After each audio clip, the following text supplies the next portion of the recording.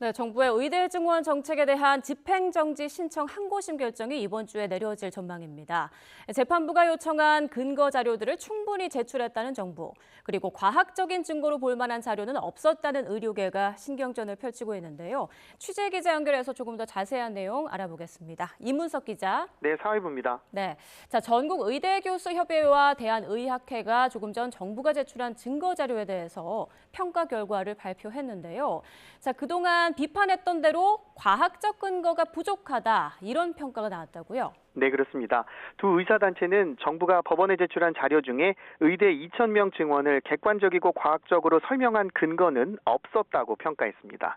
회견에 앞서 오전에 정부가 낸 자료 40여 건을 먼저 공개하기도 했는데요. 보건의료인력 중장기수급 추계 연구, 의사인력 적정성 연구, 그리고 보건의료정책심의위원회, 줄여서 보정심회의록 등이 여기에 포함돼 있었습니다. 이 가운데 2,000명 증원 발표 직전에 개최된 지난 2월 6일 보정심회의를 두고 정부와 의료계가 공방을 펼치고 있습니다. 의료계는 이 회의에서 2,000명 증원 얘기가 처음 나왔는데 회의 전부터 결과가 이미 보도되는 등 정부가 정한 내용을 통보한 자리였다고 주장했습니다. 직접 들어보겠습니다. 이 보정심은 2,000명 결정을 통보하기 위한 회의였지 도대체 몇 명이 필요한가? 논의해봤더니 2,000명이구나 하는 걸 결정한 회의는 전혀 아니었습니다. 정부는 그러나 앞서 열린 중대본 브리핑에서 이 같은 주장을 요목조목 반박했습니다. 한국보건사회연구원과 서울대학교 등 세 기관의 전문가 연구에서 2035년까지 의사 10,000명이 부족하다는 전망이 나온 사실을 강조했습니다. 35년까지 10,000명을 늘리려면 5년간 2,000명씩 의대 증원이 필요해 2,000명이라는 숫자는 갑작스럽게 나온 게 아니라고 설명했습니다. 또 해당 보정심 회의에서 2,000명 증원을 반대한 의사위원 등 4명도 규모만 이견을 보였지 증원에는 찬성했다며 의료계의 무분별한 여론전을 삼가라고 요구했습니다. 전체 내용은 생략한 채 일부만 강조하는 등 왜곡 전달할 우려가 큰 상황입니다. 이는 여론전을 통해 재판부를 압박하여 공정한 재판을 방해하려는 의도로밖에 볼 수 없습니다.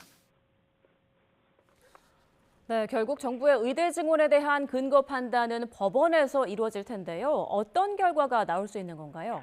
네, 앞서 항고심 재판부는 이달 중순 내로 결과를 내놓겠다고 했습니다.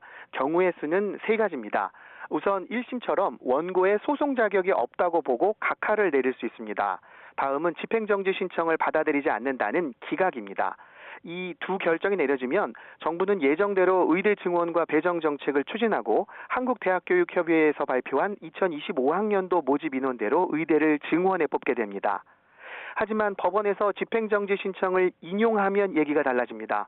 재판부 결정에 따라 일단 의대 증원과 배분 정책을 멈춰야 합니다.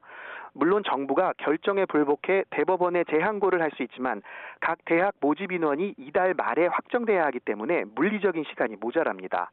다시 말해 내년 학년도 의대 정원은 올해 학년도 기준에 맞춰 동결되는 겁니다.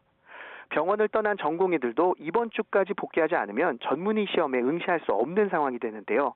따라서 여러모로 이번 주 안에 나올 거로 보이는 법원의 집행정지 신청 항고심 결정이 의정 갈등의 중요한 전환점이 될 전망입니다.